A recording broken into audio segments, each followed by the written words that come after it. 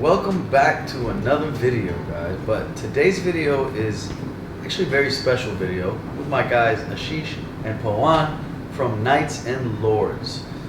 If you guys are wondering what Knights and Lords is, it is a tailoring house located in JBR, which is now, I just found out, it's not just a tailoring house, it is something special. So I'm here today with Ashish and Pawan, and they are gonna, what are you guys gonna do today, man? Tell me, like, what is it exactly? Are you just digging into my mind? Absolutely. Now what we do is we craft a suit that fits your personality and is a reflection of yourself.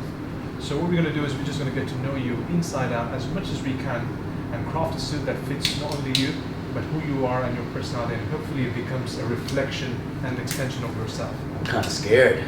I'm kind of scared. What kind of suit is going to come up from this little session we're having? All right. Let's see what happens. I'm excited. We'll let it run. And I'm sure all you guys out there as well, watching, guys, girls, would love to know maybe some of the questions they're asking me. These questions are going to form a suit. I've actually given them a challenge. Knights and Lords Bespoke Challenge. Let's see if you guys can get me into a suit that really fits MOE Money. Let's see. Let's do it. I'm confident. I'm pretty confident. You are obviously someone who's very, very well known in the digital space. But what I want to know is what actually motivated you to get there, to get into the digital space, to be, something that's considered more new age, something that is considered very, very now and today. You've been doing this for a while now. What is the single thing that motivated you to actually get into it? Nothing motivated me at all. I had no idea what I was doing when I first jumped in. Absolutely nothing. I jumped in as a manager for a few influencers here in Dubai. I had no idea what I was doing. I literally Googled it and just went and kind of advised different people what to do. I'm sure you heard the saying, guys, if you love what you do, you never have to work a day in your life. It seems like Mo is just not working, he's just hanging around partying, and that's it what seems. That's the thing. It seems. Exactly. It looks like it on my Insta story, on my YouTube. Oh, he's going to hotels and restaurants and this and that. There's a lot. There's a lot behind the camera, Now, if we want to get behind what's on the camera, what is the real you? Is it what people are seeing on social media? Is it you attending events, partying, doing this, doing that? What is the real you? If there was no camera, what would Mo be doing in his own time, his own space, giving himself me time, making himself feel sublime? What is the real you? I don't even know anymore. Since I've been doing it, I've just been caught up with everything that I'm doing, and it's, like I said, it's not work, so it's just me doing what I was going to be doing anyways. I feel like I'd be doing the same thing, but on my off time. Like whatever my job, I was working in construction, believe it or not, in procurement. So I'm pretty sure after I get off work, I'd probably be doing the same thing I'm doing now, which I'm pretty much either getting paid to do it or, doing certain activities, going to certain events. I'm pretty sure I'd be doing the exact same thing, but now it's a job rather than just doing it for fun, which is pretty much the same thing. So Mo, I was looking at your social media, we were just glancing through it. I saw a lot of pictures, videos with supercars. So how do you associate with it? What do you do? Well, basically, I love supercars.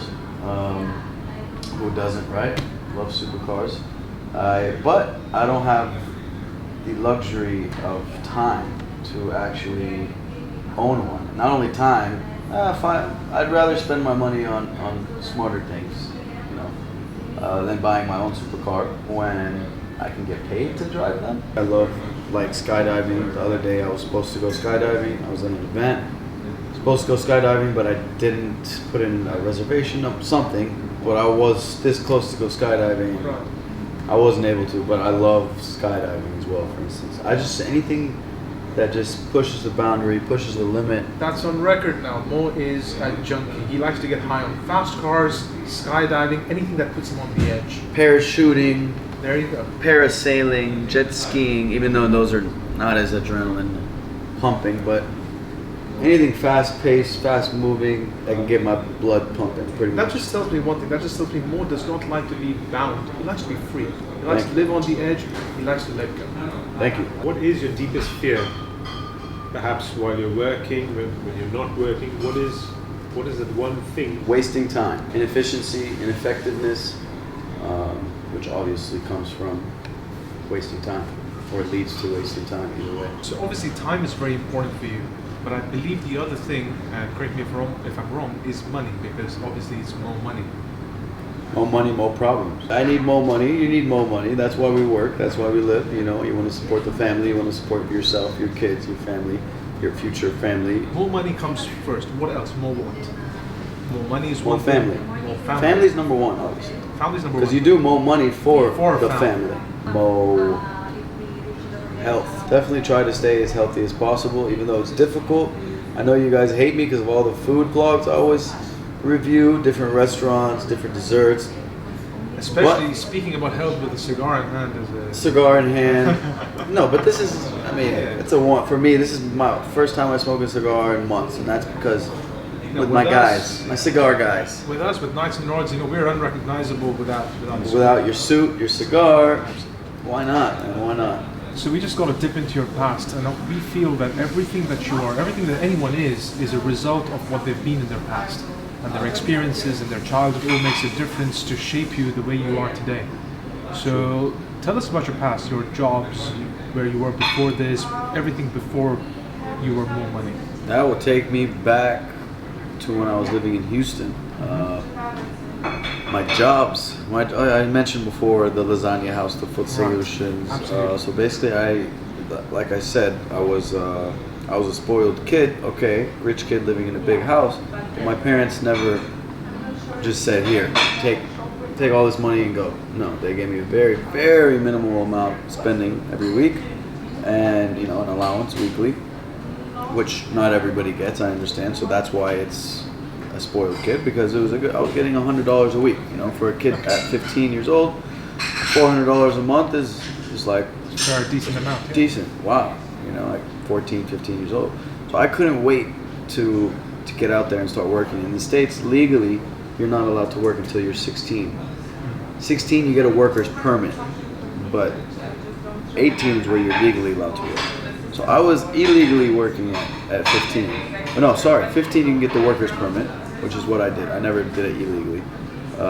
I did with my dad. My dad owned some gas stations, so when I was 13, 14, I was working in the gas stations illegally, which wasn't really illegally because it was my dad's company, so it was my dad's station. So basically, I worked in a foot solutions store. Shout out to them. Foot Solution was a so they sold medical shoes for either elderly or people, youngsters that needed to take care of their feet. Everybody needs to take care of their feet. And Lasagna House, I had 2 jobs. That was how much I wanted to work and make money. For some reason, I just was about it. Even though my parents had money and I was comfortable, I still wanted to make more. That $400 a month wasn't cutting it. Working 2 jobs until eventually in high school, I started doing the co-ed, co-op, whatever you call it, working while you're doing university. So I'd finish at 12 and then go to my job, which was at some healthcare insurance company. Did that for 6 months. So basically, I was just always on the grind, always trying to hustle and make money, even at 15, 16 years old. What was the craziest experience that you had while you were working in all these different places? The food place, the lasagna place, the gas station. What was the craziest or the funniest place? What was the funniest, most memorable experience that you had from all these places that sticks out in your head immediately? Funniest moment or the craziest moment? Funniest and craziest. I mean, funny, I would say the most memorable thing that I have had in my life would be when I moved to Beirut when I was 17. I moved to Beirut when I was 17 in October, and then in April, a few days before my birthday, I got into a very, very big car accident, which resulted in this right here, this old big beauty mark. Right a few days before I turned 18, my girlfriend, which is now my ex-girlfriend, crashed my car into a wall, and unfortunately I was not wearing a seatbelt. And you were in the car, obviously. Yeah, obviously. I was in the passenger seat. She was driving my car. She lost control, ran into a stone wall, obviously not wearing a seatbelt, flew out, hit my head on the windshield. Very gory, very detailed story. Maybe we'll go on another. I'll tell you guys, full video on that coming soon. What did your family think about you when you mentioned that you're going to be working in the social media space? It's not a conventional job. It's not something. Some parents want their children to be engineers, doctors, accountants. Obviously, it's something brand new. Social media is brand new now. It's something that just popped off recently. It's only a few years where it really got, the whole Snapchat, the Instagram, the YouTube, it all just started. So they really had no idea. But all my life, they've always been supportive with everything I've ever said I want to do. You want to do wrestling? Go. I've done wrestling. I've done football. I've done basketball. I've done swimming. I've done it. Ice hockey, roller hockey. I've done it, all the sports you could think of. Not because they say go and do it, but because I can do this. Like, I could do hockey. No, I could. And then I do that for a year, and then no, I want to do wrestling. Oh no, I want to do football. But they're always like, yeah, go do it. And that's what I feel like led to I wouldn't say now I'm super successful, but leading to my success because of my family that would always support me and say, go for it, do it. And I would always just do it and then move on to the next thing. Were they judging you that you're going to be serious about this? How did you have to convince them that this is what I need to do, this is what I'm going to be doing? Or is this something just a fad? You mentioned to them, I may try this out for a year or two. If it doesn't work out, I may do something else. Thing is all my life I've always told them, oh man, this is it. This is the plan. I got a business plan. I got the investor. I'm doing this. I'm doing that. It's happening. I promise you. Just wait. And I've always been a very big troublemaker, by the way, since I was young. Huge troublemaker. Not mark that down. A lot of trouble throughout my life. Yeah, that's something that's quite obvious, anyways. Still am too. Still am. Do your parents follow you? My parents follow me. Do they have Yes. Instagram? They're watching this right now. Yeah, my dad would be happy because I don't smoke much cigars. Don't worry, I'll smoke one with you very soon. Basically, another friend of mine that I look up to and find as a mentor as well. Rafi, you know who you are.